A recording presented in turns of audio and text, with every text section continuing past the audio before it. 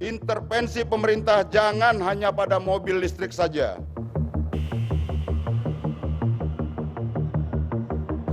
Pemerintah diharapkan fokus membangun pemerataan ekonomi dibanding menggelontorkan subsidi untuk kepentingan kendaraan listrik. 5 fraksi Dewan Perwakilan Rakyat mengkritik kebijakan subsidi kendaraan listrik yang dijalankan pemerintah. Kritik pertama diungkapkan oleh juru bicara fraksi PDI Perjuangan, Masinton Pasaribu. Masinton berpendapat intervensi pemerintah dalam pembangunan negara jangan hanya terfokus pada kendaraan listrik saja. Menurutnya, pemerintah harus lebih memperhatikan ekonomi kerakyatan dibanding memberikan subsidi untuk mobil listrik.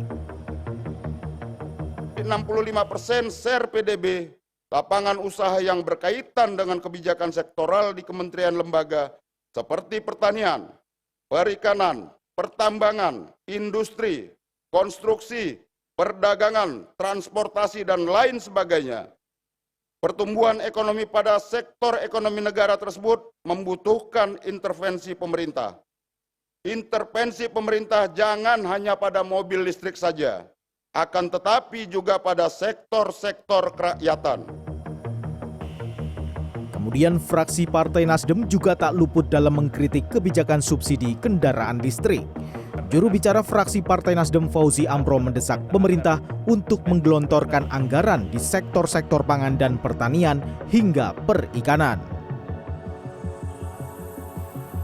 Partai Nasdem meminta kepada pemerintah agar spending better semakin ditingkatkan terutama pada efektivitas belanja. Pemerintah diharapkan fokus membangun pemerataan ekonomi, menanggulangi kemiskinan, serta memperkuat sektor pertanian, perikanan, dan pangan pada umumnya dibanding menggelontorkan subsidi untuk kepentingan kendaraan listrik ataupun subsidi tambang.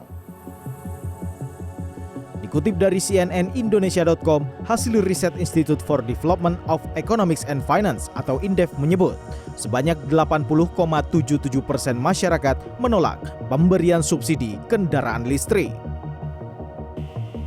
Data analis Kontinum Indef Wahyu Triutomo mengatakan, masyarakat yang menolak program subsidi kendaraan listrik menilai kebijakan ini tidak tepat sasaran.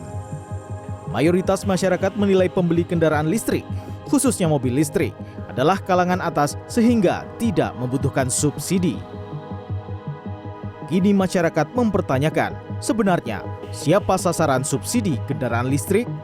Karena tidak sedikit yang menganggap bahwa subsidi ini hanya menguntungkan pabrikan otomotif yang memasarkan kendaraan listrik mereka. Tim Liputan CNN Indonesia.